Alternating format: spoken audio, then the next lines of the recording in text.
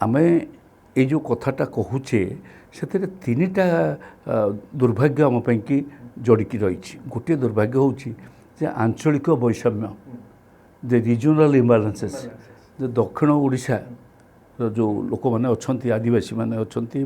एरियाटा schedule area तार अवस्था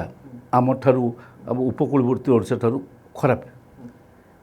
यह रिजनल इम्बालांसेस एवं लोक मानक भितर आय व्ययर तफात इनकम डिफरेंसेस एक्सपेंडिचर डिफरेंसेस ये दुईटा बढ़ी बढ़ी की जाऊँच यहाँ कन्स्टाट रोने बढ़ी बढ़ी की जाऊँच से कथाटा घटुची कहीं ना मु कहूली जे 40% आमर थिले जंगल भितर लोक बा शेड्यूल कास्ट माने हाँ सो एमानकर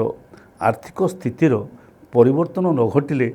ताको आयर गोटे बड़ परिवर्तन न घटिले आय बेसी ना व्यय भी करें सो से घटना घटू ना सेटा हूँ